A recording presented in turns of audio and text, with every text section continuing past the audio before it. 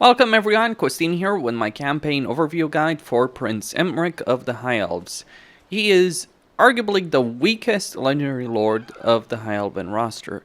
Every single legendary lord of the High Elves is very strong with the exception of Imrik. And even Imrik is an absolute monster in battle, especially once he unlocks his dragon mount. He becomes an absolute killing machine with a very high amount of durability. In fact, he can solo entire armies without being killed. The problem for Imrik is that he doesn't necessarily have the best faction benefits, with the exception of improving the invocation of Vol and recruitment duration for Dragon and Dragon Prince's units, which is not as useful as you might think, because you're never going to have that many dragons to really make use of that to its full effect. Whereas getting a recruitment benefit for archers or upkeep benefit for all armies like Tyrion has is something you're going to use throughout the course of your entire campaign. Imrik is certainly a lord that can be better in the long term than the early game, but the problem is Warhammer 3 is really heavily based on how well you do in the early game. It doesn't matter how well you might do in the late game if you don't have an early game start, a good early game start, because you'll just fall behind. And that is something that does matter. Another problem for Imrik is the fact that while the High Elves have a great army roster, a good economy, that economy in particular is dependent on you being able to trade with other factions. And here's the issue for Imrik. Imrik has no reliable allies early on in a campaign, with the exception of the High Elven factions back in Ulthuan, with whom he can get good diplomatic relations. The problem is, you don't start with vision over Ulthuan. You can't see Ulthuan. In order to get access to Ulthuan, you need to do this particular quest that, by the way, you will get on turn 2. And that's something you should know, because on turn 1 you might think, oh, I'll just capture this settlement. That's one of the worst things you can do, because you're not going to have the quest at that time, so it's not going to count towards it. What you want to do is wait until turn 2, then sack this settlement, and then send another army to take it over. The way it works with this particular quest is you need to occupy, loot, raise, or sack 6 different settlements. So you might think, oh, I just need to capture 6 different settlements. Well, you could, or you could cheese it. How do you cheese it? Well, if one turn you send one army, say for instance I sack the Bone Gulch with Imrik one turn, then I send the second army, for instance since Archmage, I send the second army to occupy the settlement, that will count towards the 6 occupied, loot, raised, or sacked. So you need to send one army to sack a settlement one turn, then another army to occupy it the turn after that. You're wasting time with that, but it's also the fastest way of getting it done. In fact, this is turn 8, I'm about to complete the quest, and this is actually slower than it can be. I could have recruited a third army to occupy Bitter Bay over here. I've done a whole campaign guide on Imrik's early game on how to do it. Other people have done it as well.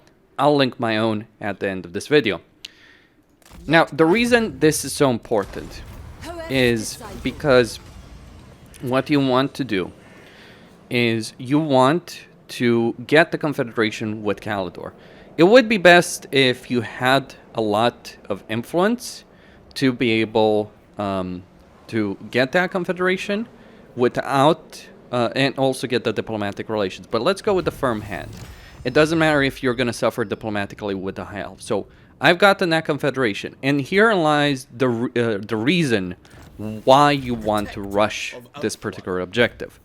Because Noctilus has taken over here one of the 2 main settlements of Caledor, and he's got the full stack. So he's in a situation where he could soon take out Caledor. In fact, he generally does wipe Caledor, or if he doesn't wipe out Caledor, Tyrion declares war on Caledor and takes them out. Now, what you really want is you want to get you want to sell Caledor and get a trade agreement with Tyrion. Understood. And that in turn, what you really are interested here is vision. You want to get vision with Ulthuan. You want to get rid of this particular settlement.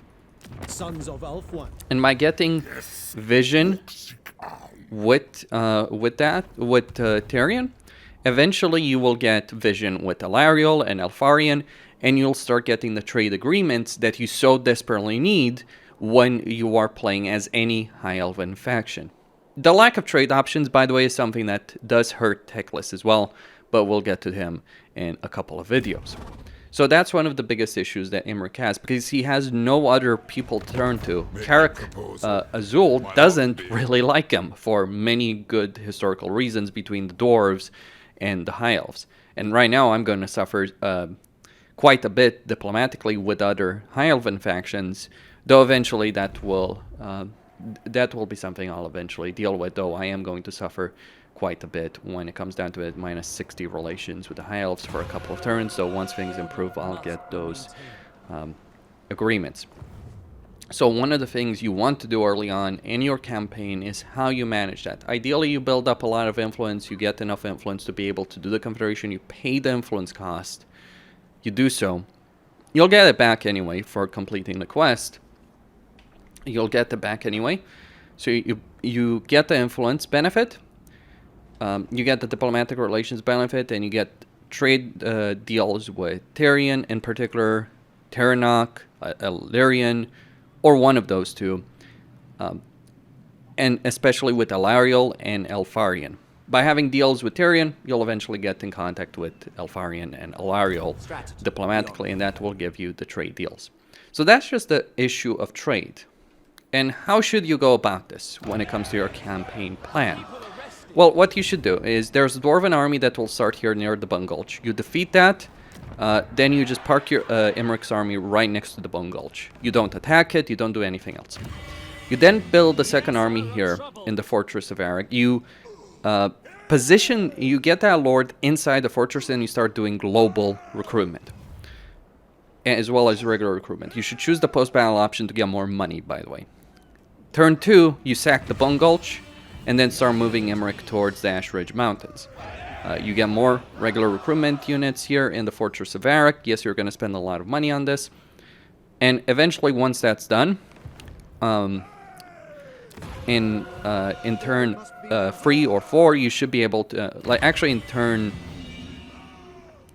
4, you should be able to sack Ash Ridge with Imrik. In turn 5, you should be able to have moved the army here to occupy Ash Ridge.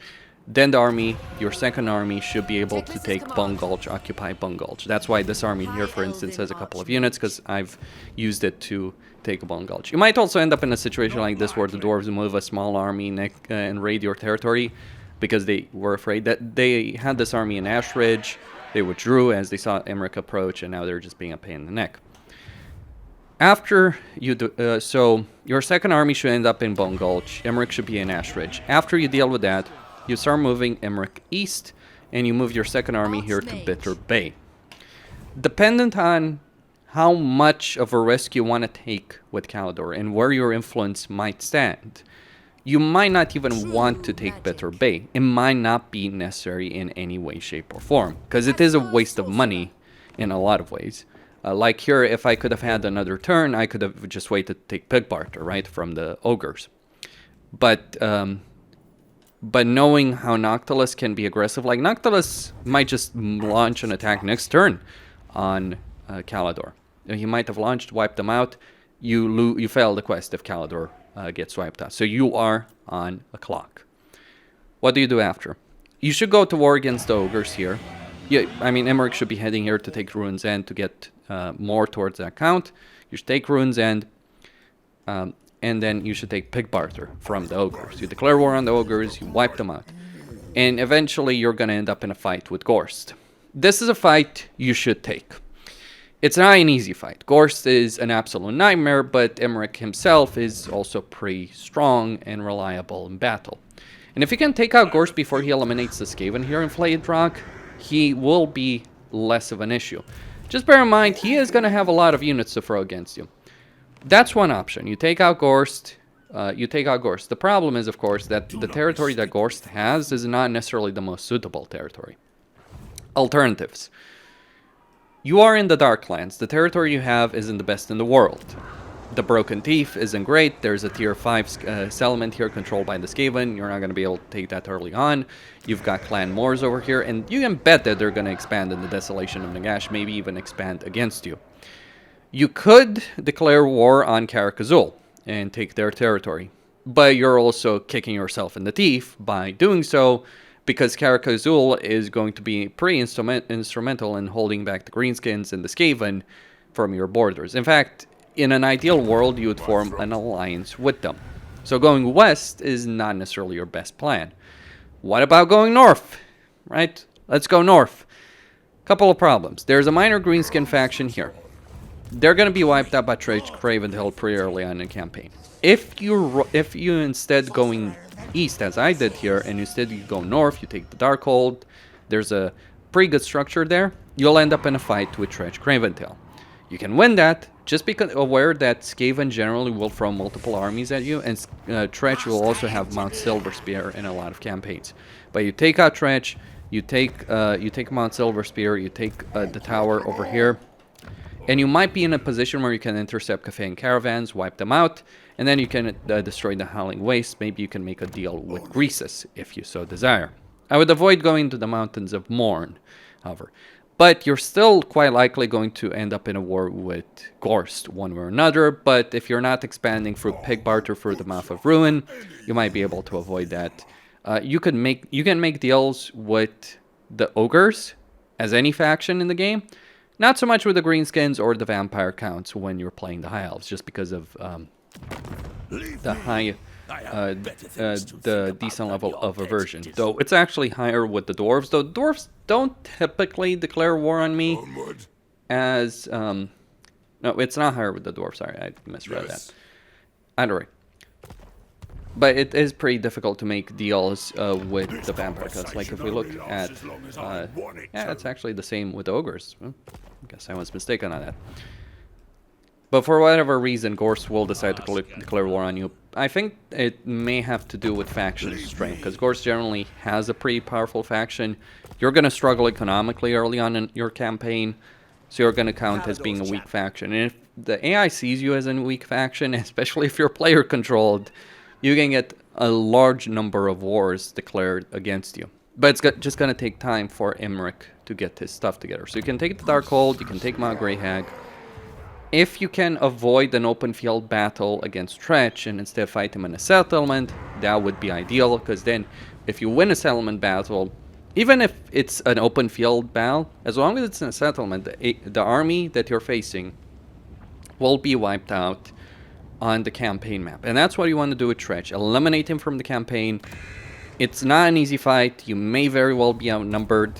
Though you do have a dragon, Emmer can get the dragon, you do have that dragon princess, you do have a fire mage. You do have genuine power on the campaign map. Once you deal with Tretch, Craventail, and if you don't deal with him, if you don't march against him, you can be certain that he will march against you. Like what I've done here in this campaign plan is probably going to bite me in the ass in a lot of ways, because once Tretch eliminates the Moon Howlers, he's likely going to declare war on me and march in my territory. So Tretch is a campaign threat you have to deal with playing as Imrik. What do you do after? That's really up to you. You do have a couple of options. You could go against Skarsnik, take him out, take his lovely, lovely gold mine. Maybe make knives with the dwarves along the way. And then you can continuously expand north, taking the entirety of the Darklands. Or at this point you can decide to go west. Maybe go for Black Crag, assuming that Karak Azul hasn't taken it. It depends on how things develop. This campaign situation in the Darklands, the starting position is a difficult one because you've got powerful factions on all sides.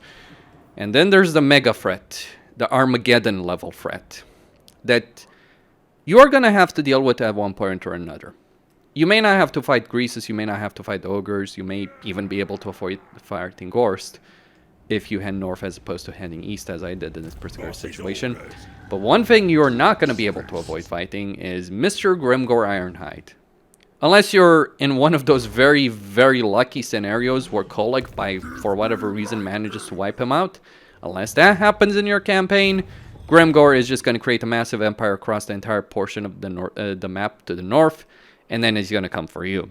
And he's not going to come alone. He's going to throw multiple stacks against you, and that's going to be a hell of a fight.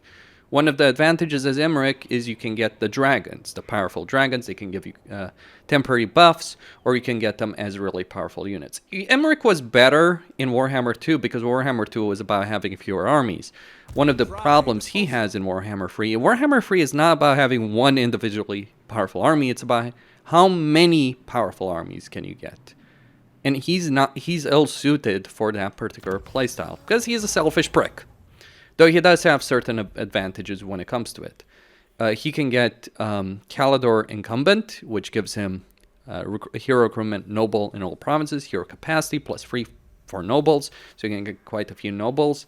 You can get research rate, armor, leadership, melee attack for himself, fire resistance for his army, charge bonus for cavalry. Not particularly useful, though you will use it with Dragon Princes you do have. Ancient Pride, so vigor loss reduction, benefits to dragons and dragon princes. And then Ashen Fields for weapon strength. Then dedication to Val, Blazing Lance, and then Dragon Pact.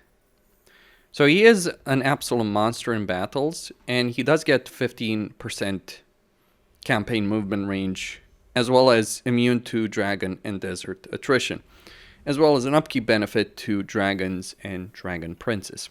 He also gets a powerful piece of armor with the armor of Caledor, ward save, armor, vigor loss reduction, minus 33% for his army, as well as the ability, the armor of Caledor, that will heal him. Oh yes, and will give him some significant benefits. This is the armor that Imrik has is what really contributes to the strength he has. He will also get melee defense for all armies faction-wide and control all provinces with the Seb bonus, because he also has the Star Lance, which gives him bonus versus large speed, charge bonus, as well as the flaming attacks benefit over here. So you can get armor piercing, charge speed, charge bonus. Give Imrik, once Imrik gets on the dragon, it's a whole different game in every single battle. As long as you can avoid being annihilated by the sheer swarm of enemies that are going to come your way. Because understand, you're going to have to deal one way or another during the course of a campaign as Imrik, regardless of what you choose, like whether or not you go for Pig Barter over here or you go north for the Darkhold, you're going to have to deal with Tretch. And yeah, he is a joke, but he's still a Skaven Lord, and Skaven are really powerful in general. Tretch is just a mockery of the Skaven race, but he's still a Skaven Lord. But you're going to have to deal with Tretch. Clan Queek, Gorst, and Grimgor. Gorst and Grimgor are two of the most powerful legendary lords in the game. Skaven is one of the more powerful races in the game. And you might also have to deal with Skarsnik. So you're dealing with a large number of powerful enemies from the very beginning of your campaign. It is a hard campaign. It is a brutal campaign. It's the hardest Elven campaign by far in the entire game, and I think when I say Elven, I can count every single Elven legendary lord, not just High Elven, Wood Elves, Dark Elves. This is the hardest by far. Malekith, who has a pretty hard campaign in his own right, well, Malekith is nothing in comparison to the issues that Imrik has. But one thing that is important and will make your life easier, you need to get Caledor, sell it to Tyrion, that will give you some money, and that will also enable trading with the rest of Ulthuan. If you want a hard Elven campaign, this is the one to go for. Teclis is a bit more acceptable when it comes to this, though he also has a pretty harsh situation to deal with. Anyway, Costin here signing out. Don't forget to subscribe, like, enable notifications, and stay tuned for more.